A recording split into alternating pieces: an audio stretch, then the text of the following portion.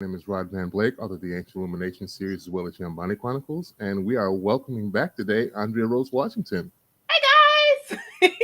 She is the author of Lithia, Almond Trees Magic, and Elendil. She has an awesome series. There will be a link in the description of this episode when we upload the audio. So if you're interested in checking out her books, please click on the link that we provide and check them out. We're also joined by Jocelyn Short. Yep. She is a concept artist and illustrator, and she's the creator of a series called The Bearers, and she's also done some awesome concept art for me. And again, there will be a link to her website as well. If you want to check out her art, please do. And today we are talking about Monarch, Legacy of Monsters on Apple TV. It's a all-encompassing show digging into the history of the Monarch organization that apparently was running around tracking Godzilla, King Kong, and all these mutos, these monsters that have popped up on Earth from the Hollow Earth, I guess. Mm-hmm. Interesting show. I was aware that it was coming out. Didn't realize until Andrea had mentioned that it was already out. I guess on the 17th it released. Yep. Yeah. So, spoiler alert, if you have yet to watch the first episode, that's the one we are going to be discussing.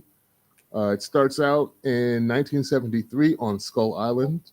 Before we start, have you guys watched Skull Island, the movie? Yes. No, No? Yet no? Oh. no. I mean, that's where King Kong lives, right? Yeah.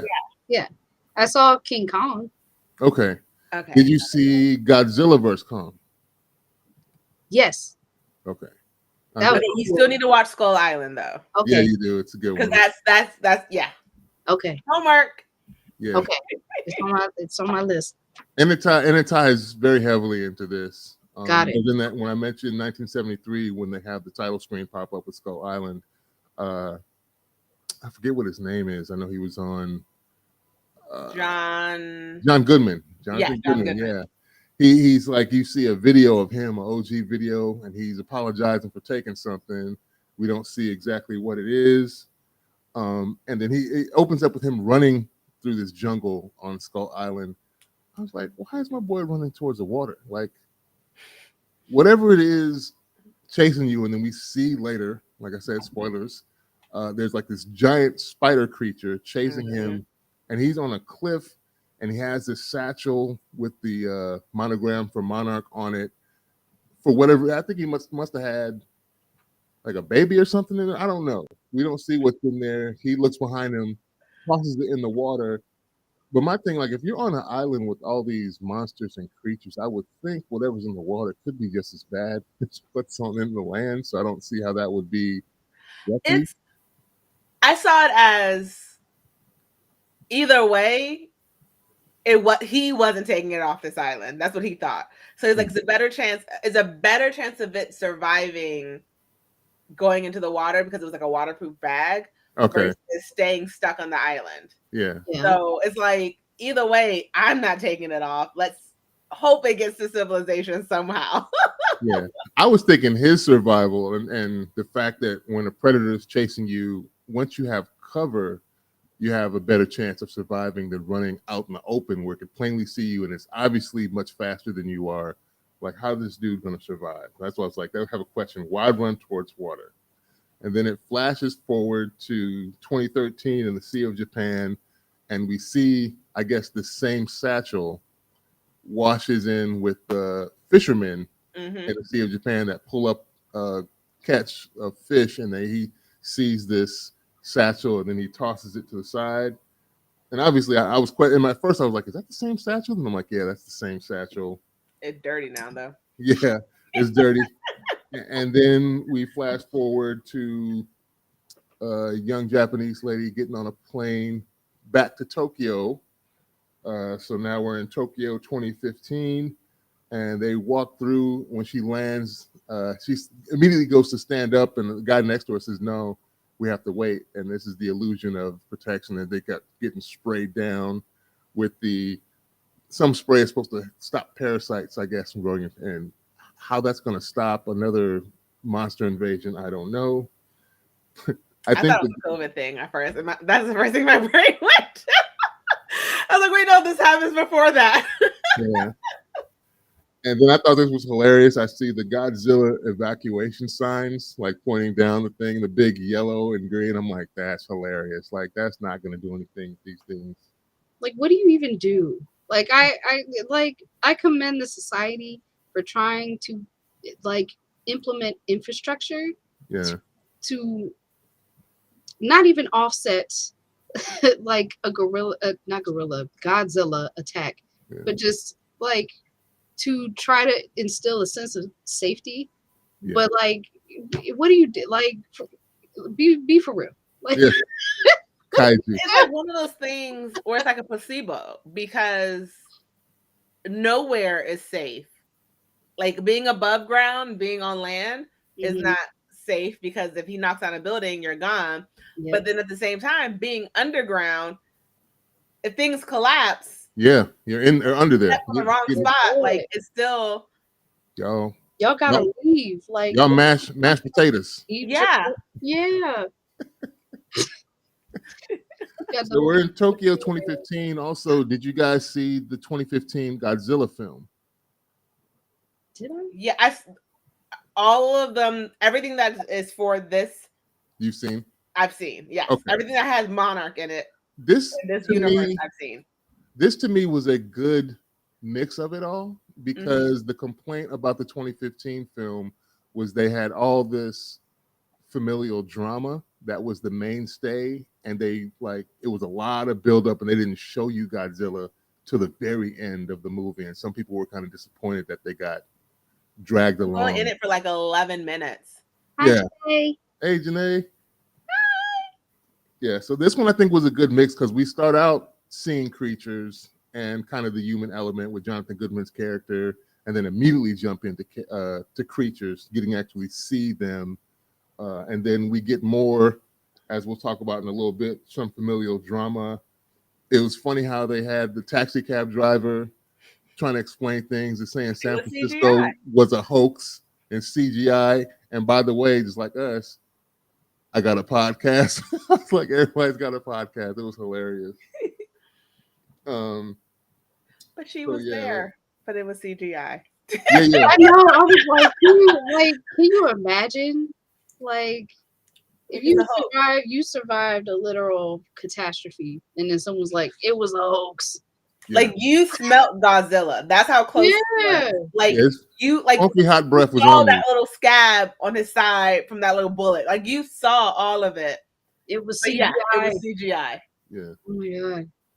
So apparently her father passed away, and she's going to handle his affairs in Japan, and she has to key in to the apartment in Japan and walks in to find the other family in the apartment, and Mama's asking, who is she? Who are you? He's like, who am I?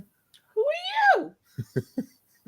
I would dig up. I know they said that he wasn't found, but wherever his headstone was, I would just dig up the dirt, like make it into his shape and beat the shit out of it. Like, what even? I was like, at first I thought maybe I was like, oh, this is dirty. I'm like, I thought somebody had like subleased the apartment before, as my man passed away, and the landlord was like, hey, you can go in there right now if you want. I got the keys. His family ain't even here. But no, it was worse than that. It wasn't just shady. It's crazy. Landlord. It was the other family. And like, sorry. But like, I have to say, like, the question of who was first it needs to be answered, because I fully believe her and her mother were first, because I believe she's older than the son. Okay. And so, like, in my mind, that's why she's so angry. Yeah. And it's like, I'm sorry. Oh, you have photos? So do I. Is that your? Yeah, and she pulled them up on her phone. Like, here's this one. Here's at the camp. It's like, you have an apartment. We have a house. Yeah. I mean, it's backyard. It's extra dastardly that like they're around the same age. Like, even if she is older than him, they're around the same age. Like, the The reveal we get later is kind of even crazier. When they're going through his stuff, to me was kind of funny how they figure something out. Yes. Yeah. Let's table that, Jocelyn, because I can see. So then we flash. This show kind of goes back and forth in time. And I didn't understand why they were doing it until they showed us the relationship to one of the other characters we see, one of the two scientists. Mm-hmm. We find out because I saw this. I must have looked down and didn't see at first the title card saying Kazakhstan in 1959. They go back to these scientists going somewhere, following radiation with the Geiger counter. This was so stupid. Like, you're following radiation. They got a Geiger counter and it's getting stronger and stronger as you drive. We ain't got no hazmat suit on. My boy's got a pistol. The dude in the army is sitting in the back. That was, I think he played in Falcon and Winter Soldier. Yeah. The actor. It was the first watch, I was like, I don't like you. I still don't. I was like, yeah. So he's like, yeah, I'm here to keep the scientist alive. He pulls out a pistol. They get to the spot. Some Kazakhstani kid has a rifle. I guess he went hunting, and they find out that the radiation, I guess, is not as bad as they thought it was. Then we find out that the lady scientist speaks Russian, because the other two seem clueless. They were like, I don't know what to do. Please. Yeah. She starts talking to the kid who's gone hunting, telling him that he's going to die if he eats that food. And he's like, what are you talking about? The contamination? That's a old wives' tale. That's a story that they keep telling us to keep the curious away. And I just thought it was so dumb that they got out the cars and had gas masks, but didn't have full-on charcoal hazmat suit if you're going to go into a place that you know has radiation. And of course, this is one of Andrea's most famous phrases, I think, is smart people doing dumb stuff. Yes. Okay, because like literally, weren't your windows down? So why were you not wearing the mask this entire time? Because what was the difference getting out of the car and being in the car? Because like you were still breathing in the same air. Oh no, we're in the car, like windows down, we're safe. Okay, we're out of the car. Let's put the mask on as we get out of the car. You're breathing it in. Yeah, the car's not airtight. The old 1950 something Jeep that they're rolling in. Then they flash back to my note says Tokyo Pop's double life. We get into it. They're sitting there at this awkward silence, and it's kind of cute because Moms is trying to be nice. She's like, Moms would like to have tea and have you talk about your life. And then she's like, you can tell her I said whatever the hell you want me to say, but no, that was after they were evacuated, though. That part about that's right. I have that here too. When they had the drill. The basically the Godzilla fire alarm where everybody had it, and she has a panic attack and she's having flashbacks to San Francisco. Poor baby. And I feel like her brother, like, oh God, so weird. Half brother. I feel like when he saw that, because he made a snide comment, well, you were in Chicago. I'm sorry, you were in San Francisco. You should know. And like to see the full reaction she had to it, I think that's when he started actually realizing, oh crap, she was there. Like she was there. She was actually there because like you're willing to run out of this area because she knows ain't nowhere safe. If Godzilla were really here, nowhere safe. It's curtains for you. Like, and you're right. They have the little fire drill underground. She has a panic attack, and they walk off from there, deciding to talk. And then they flash us back to the crazy scientist rolling around in Kazakhstan, and they decide they're starting to blow stuff up. And I'm like, this is getting dumber and dumber as we go along. But sadly, because of how we are as human beings, it's totally believable that folks would be, oh, that's a huge monster. We should probably stay away from it, but we need to study it. Let's get real close. And they see all the little... blow everything up, make so much noise. Okay. Disrupt the area. Yeah. They'll never know. Yeah. There's only 3 of us. We can definitely contain this. We can handle it. Hey, we in there. I have my trusty pistol and the guy who can't lift his wife. Let's do this. We're up. Like, y'all gotta be the dumbest scientists ever. And then we see cavern full of larvae. These muto larvae, we don't know what it is. We need the genetic material. 5 minutes. We need 5 minutes. That's all it's gonna take. Then You got one. Go down there, scrape something, get upstairs. Don't actually take the rope off. Never take the rope off. no, Keep not the at rope all. attached. I was hoping they'd be smart enough to have like some pulley system, so as soon as it had some counterweight or something, as soon as it went loose, like it just zipped right back up. And why did both have to go? I don't. Why? Because like it would have been easier to drag her butt up. Yeah. With both. Because G.I. Joe had to go down, I guess. I don't know. And that was the weird thing. They left like the weakest one up top to try and pull folks up. It let the two scientists go down with the strongest one sit up top and pull people up. And then the other one could help, get the last person up. But they flash back to Tokyo. That would make too much sense, Rod. That would make too much sense. Like if I was there, and we're there, one of y'all could go down if we were dumb enough to do that. You ain't going down because how am I going to pull you up? Yeah, that's what I'm saying. Like I'm not going down and be like, hey, y'all pull my big self up here. That ain't going to work. It was just a drill. Yeah, and then Monica is the smallest.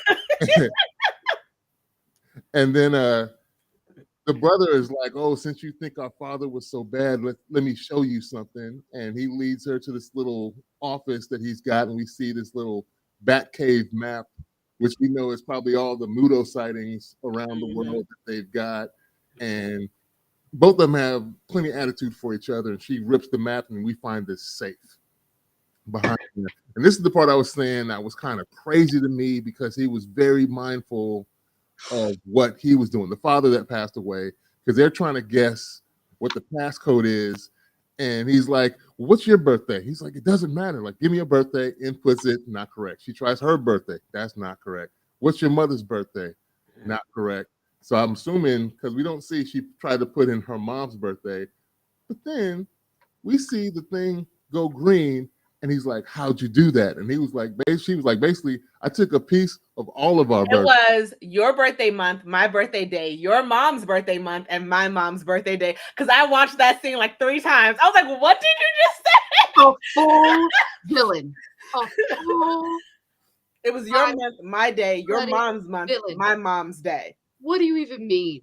What do you mean with everyone's birthday? Yeah, what are you doing? But that's one way. If you only knew about one set of the family, is one way where you have never guessed the password. But at the same time, it's also just like there's no guilt about what you're doing because you're using both. You're using them both. He would have smart again today. His American family's password on this safe, and then use his Japanese family's password on his American safe. That way, there's no way the other people could do it. Yeah. But dude, he needs to die again today, immediately. And so they open the safe and they find this Monarch statue that we've been seeing throughout the show travel. It ends up in my boy's safe. He's got it. They take it out. There's an old data card in there, microfiche or whatever, but it's encrypted, and they need to take it to somebody to decipher it. And the half brother. He's blazing. Half brother has somebody that he thinks can decipher it for them. So he goes to, I know a person that could take care of this. And we don't know that they've had a thing going on. And apparently, because she gets pissed during the discussion, like, you can't just use me as tech support. You said you needed space. Now you want to come back when you need favors. When she gets pissed when he's like, I'll pay you. He's like, you'll pay me. She gets up and walks. That just made it worse. That just made it so much worse. Listen, villainy runs in the family. Okay. Because I love like son. Yes, villainy comes down the bloodline. All right. Because he's taking it out on the daughter, and he needs to stop. You know what the brother is? Yes. Yeah, he is. Because he still the dynamic I'm seeing is that he still holds Pops in a super high regard, and that's his hero. And the daughter's like, Pops wasn't nothing. He was BSing, and he's dishonest, and no, she's disheartened, and he's offended by her getting offended about the reality of them coming together and why they've come together, which is funny. And so go ahead. I was going to say, I actually appreciated their dynamic like with her being so angry and him, being the way that he was. Yeah. I just felt like they were realistic reactions to Yeah. this kind of scenario, and that like them reacting to each other felt like that makes sense for something like this happening. Go ahead, Andrea. I firmly love the daughter's reaction because I feel like she did what you're supposed to do in that situation and be mad at the person who is the person who's wrong, which is the father, because it's not their fault that the guy lied to both of them.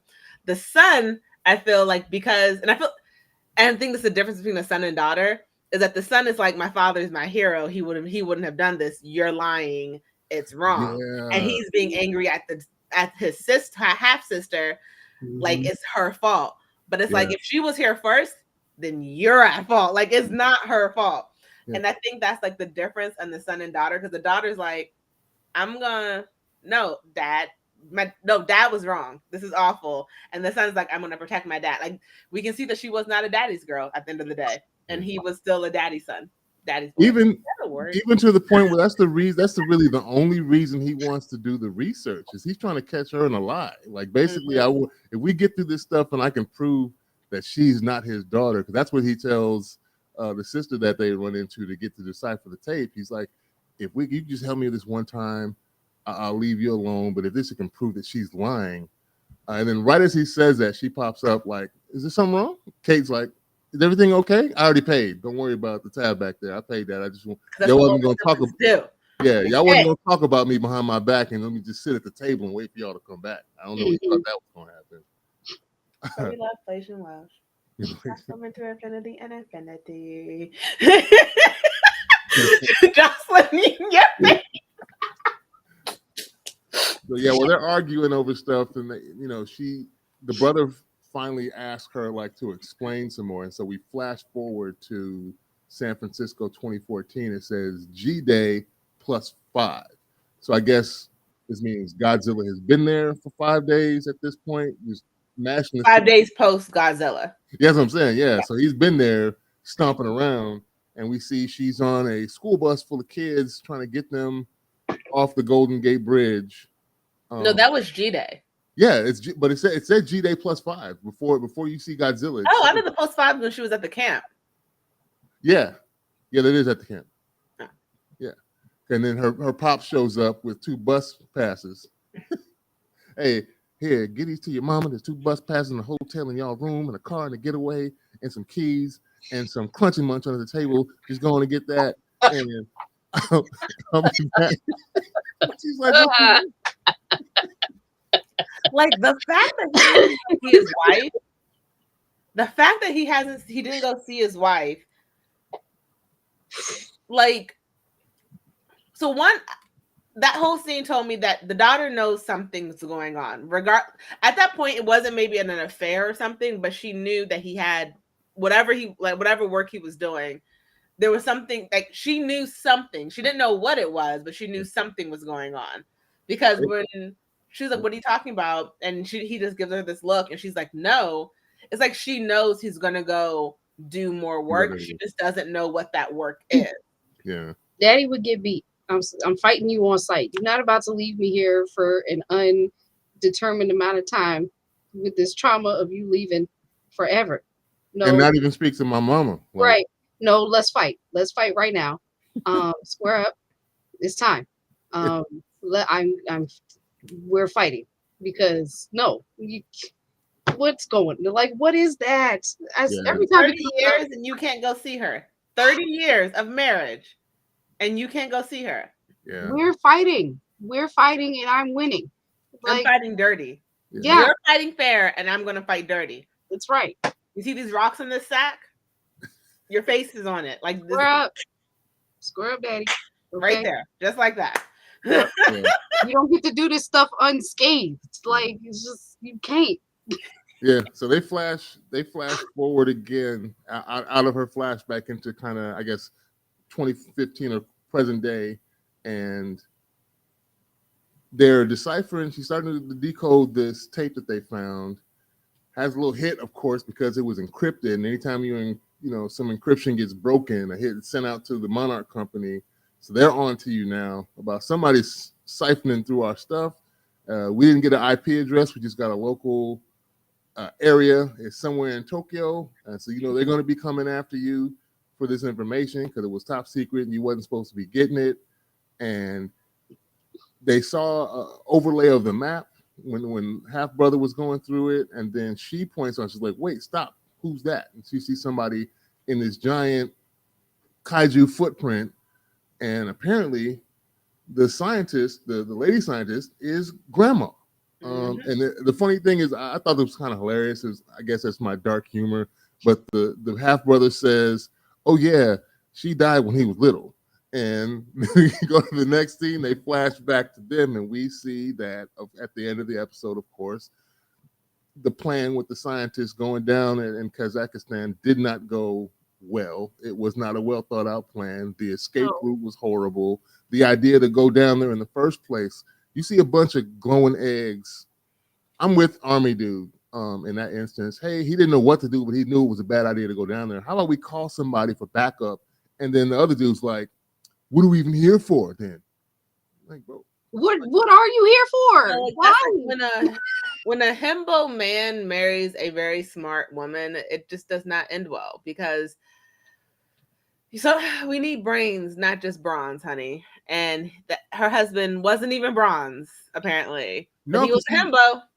He was supposed to be a son because he was offended that G.I. Joe was listening to her and not him. And she's like, well, yeah, well, she's the scientist. And he's like, well, I'm a scientist too. And in my mind, I'm like, well, you're not really proving it right now because your decision making is horrible. You're not really a himbo scientist. You're Knuff. Yeah. He can do beach.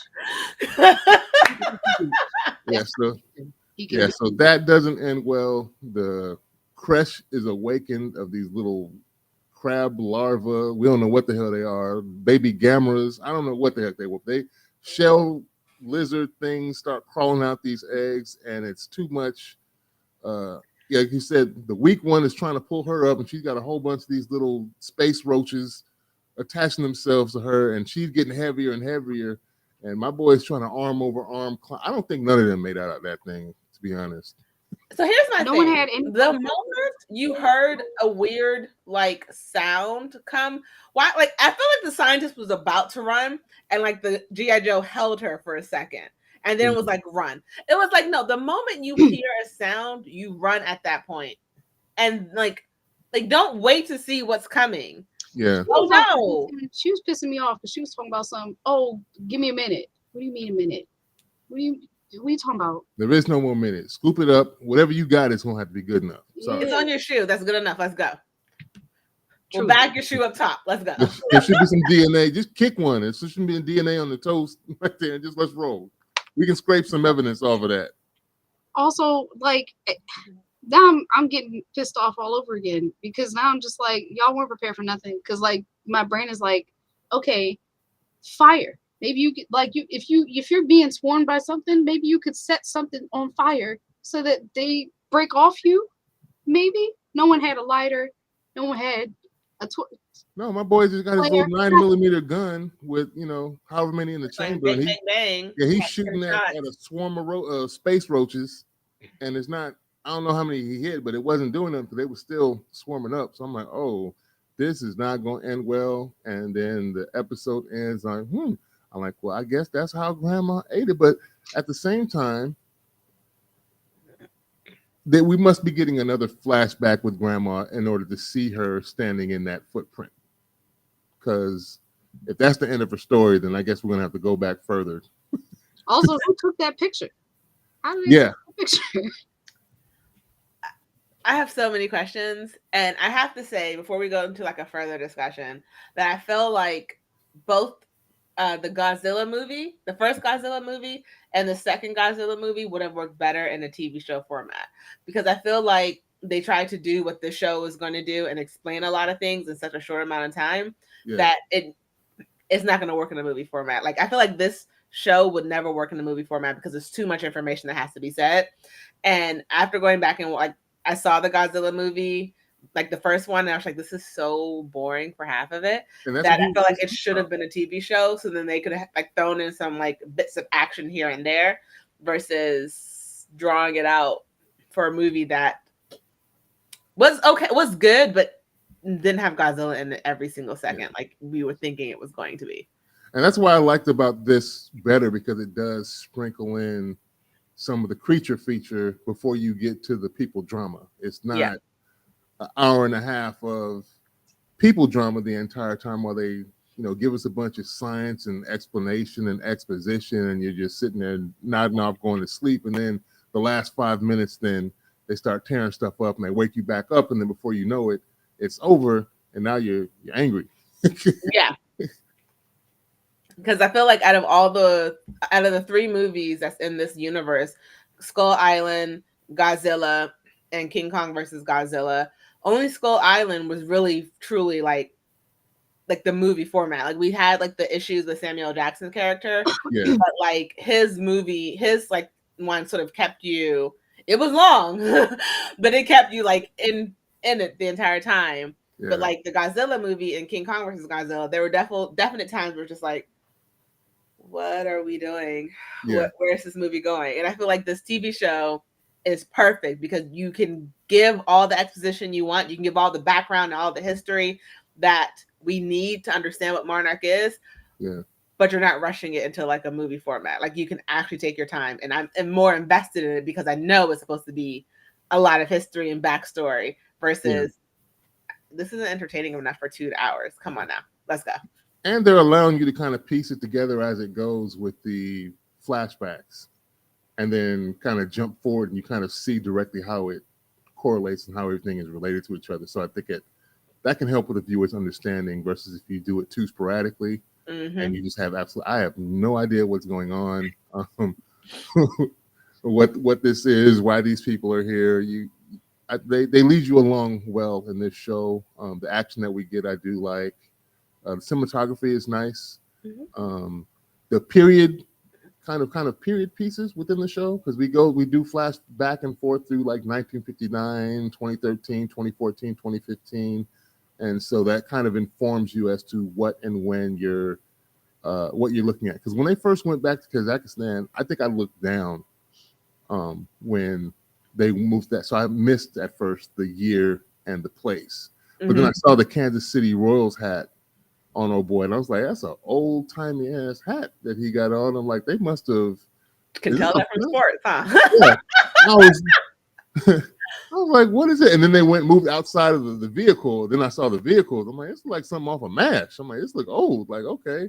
I'm like, oh, okay. So now I had to rewind all the way back and saw, okay, 1959, Kazakhstan, that's where they're at. And everything made sense. It's just at that moment, I, for a second, wasn't paying attention and kind of messed myself up. But I think the way the show is formatted works well. I think that the son's mother knows that she was that she was the other woman, because I feel like either she is just this amazing woman who wants to embrace this child out of nowhere, like the way she hugged her after the panic attack, or the way that she was like trying to have her sit down in the apartment, wanted to have tea with her. I feel like while the wife may not have known it was that daughter in particular, I feel like that wife knew, because ain't no wife gonna find out that her dead husband had a whole second family. There's a good chance she was the other woman. The other wife knew. Huh? The daughter's mom knew. No, so I don't know. No, she hung up. No. Because remember, she lost. I'm not sure if her mom. I think her mom. I don't know if her mom knew about the affair, though. If you go back and look at the scene where she tells her and she notices that the mom wasn't even surprised, didn't hook up, didn't gasp, didn't nothing. And then the daughter stops and she's like... But she didn't tell her mom that it was the another family there. She just said, there's nothing for us here. But also remember the mom she did say. She said that... I don't remember exactly what she said, but she did, because like she was trying to get her mom to let it go. She was like, there's nothing for us here. And then she came out and said something, whether it was like, like there's another family, or it's a whole apartment, I think he said, or something. Yeah, she said it's his apartment. It's his. Yeah. And that's when she hung up. And so she didn't hang up. She lost that's when the signal was gone. Oh, okay. Yeah, her mom didn't hang up. The signal dropped for the Godzilla drill. It did, but if you go back when she does tell her that there was someone else living there, because the mom keeps asking who was there, what did you find? She keeps needling that point. What did you find? What did you find? That's why didn't you call me back? But then she tells her that there was someone else there, and the mom's not surprised. And if you look, the daughter pauses because the mom, she expected the mom to react with anger or something, and the mom didn't. And she's like, you knew, No, like, so you're not even mad. Like, you knew this she was was happening. because the mom asked, was someone there? Yeah. And she's like, so then the daughter's like, oh, did you know? Yeah. And said, know what? Yeah. And so no, like the daughter never said he had another family. The daughter never said, she just said there's nothing here for us. It's his apartment. Yeah. And then the call dropped. The mom was trying to figure something out. I think what it was hinting at is that the mom, and on some level, I think the mom knew something and someone was there, and it wasn't quite the reaction. Because when she asked her, that's exactly, I think, why the daughter was surprised for her to ask that. Like, why would you specifically ask who was there? Like, I think now, while I do firmly believe that the wife probably knew something was going on, I firmly believe the second wife knew she was the second wife. Yeah. Like, I feel like. So you feel like the daughter's mom is guessing, but the son's mom definitely knew. Yes. Yeah. I feel like the daughter's mom might be like, because if she was, I firmly believe the daughter's mom was the first wife, because I think the daughter's older than the son. That has nothing to do with how long you've been married. But when she said 30 years, the son's eyes sort of got like, oh crap, we are the second family. So like, I feel like the first wife was the first one. And then, her mom was the first one. And I feel like his mom was the second one. And I feel like she knows she's his second wife, but never knew what his first family looked like. Yeah. That is what I think. I think the first wife was just like, something's going on. I don't know what's going on, but something's going on. Yeah, it's kind of took me off guard. She probably did keep secrets, so she may not know exactly what the secret was, but I feel like she knew he was keeping something from her. Yeah. Jocelyn? He must do time. Just simply must do time. If this was Korea, he could go to jail for having an affair.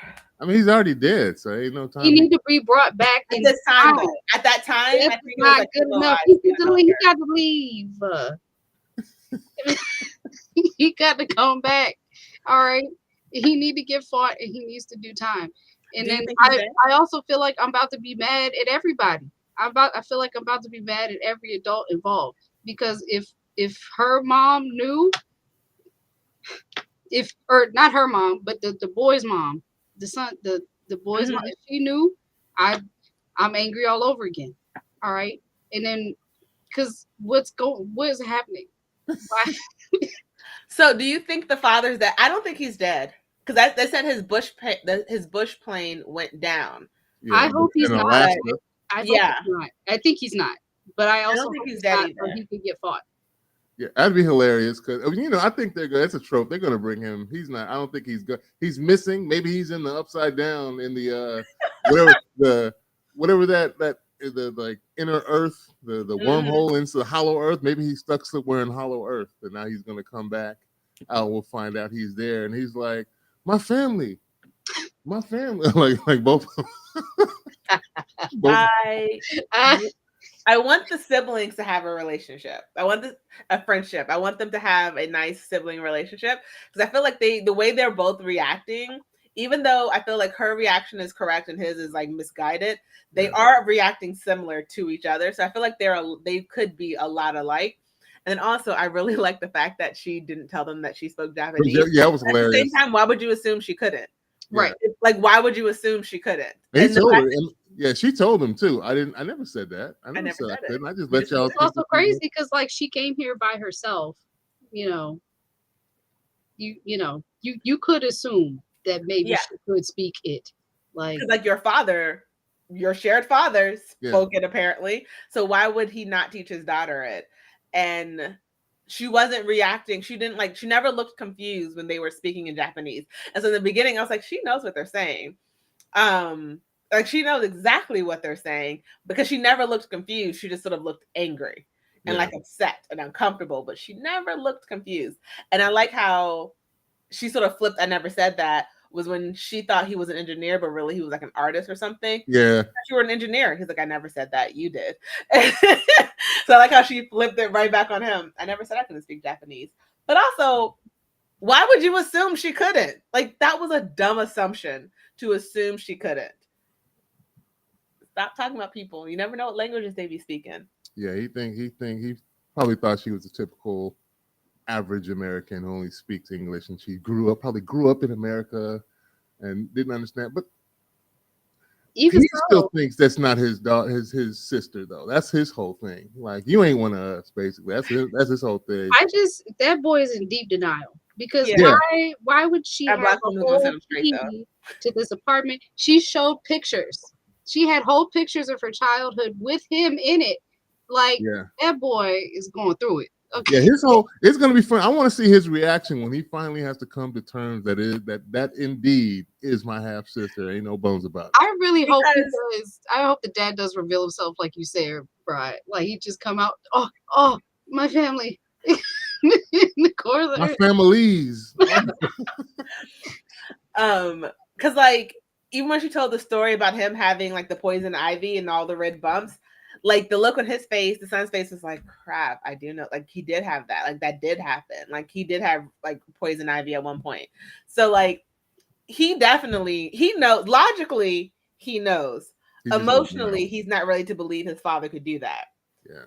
Which I feel like is a good thing if you're not ready to believe your father is a cheater and adulterer, because if you so readily accept that about your parent, then that's just very bad about your parent. But like, the fact that he's in denial is sort of just like, my dad would never do that. Like, he couldn't have. Like, no, he would have never done that. It's almost like a good on you for still believing in your dad. But you know what? It does. This also makes sense because, like, for him, you know, he's not the family that got left like hers is. You know, he left her and her mom, you know, to basically, right? No, he was going back and forth. Because he was upset because celebrated 30 years of marriage. Oh, yeah, and the fact that he believes that if he believes that he was in San Francisco when he died, because he was like, if he wasn't with you, maybe he'd still be alive. And then they had to confirm, like, was he with you? And she's like, no, he wasn't with me at the time. He died somewhere in Alaska. At least we got a call, and that's why I had to come over here and collect his thing. So he was thinking that Pops was out with them in San Francisco at the time when he passed. So he was the one that got left. Actually, both of them got left, but yes. I just feel like I would have punching bags around my house. I would have pictures of my daddy on every single punching bag in the house, and I would be drop kicking every single punching bag every minute. Hilarious. What is going? Like, I can't even. Well, I'm excited for the love. You think that's going to be a recurring thing? You think that's? So I had inadvertently, before I knew it was connected to this show, I saw like previews, and then I saw. So I feel like there's going to be something between the doctor, the scientist in the flashback, and the GI. Okay. And I feel like because like even when they were in the truck and they would like sort of glance at each other, there's something there. And then but wasn't she holding hands with the other one? Yeah, she's married. She's married to the other guy. Yeah, okay. It runs in their family. Oh, we're gonna have okay. They must have had some Tyler Perry or somebody come do some of the writing for the shows. I believe her first husband's gonna die. I feel like he's gonna die and she's gonna fall for the GI. But otherwise, it does run in the family of having two families. She's gonna be like, you're the one who actually wanted to save me. You're the one who like told us to stop. You know, as they're like getting closer after her husband dies. She's be like, you were the one who was always there and wanted to understand me in a way that he never could. Right. It wasn't enough, but you actually had a gun. You could have pulled me up. You could have pulled me up over the railing. You wouldn't have let me go. You fill in my empty spaces. You fill in my empty spaces. You're smart where I'm, where I brush in too fast. And you're not intimidated by how smart I am. You listen to me. You don't get jealous if someone addresses a question to me. Bad. It's bad juju. But thank you, Andrea, for suggesting this show. This is going to be. I think it's going to be a cool ride. I think next week we'll have Jordan back when he catches up, and we'll continue discussing this. Thank you, too, for taking the time out of your day to discuss these things with us, and thank the two lurkers that have been popping in. And Janae, I saw her. She commented. Appreciate you taking the time out of your day to stop by. And the other lurker, I appreciate you too. We will be back next week to talk more Monarch Legacy of Monsters. Let's get it. Peace.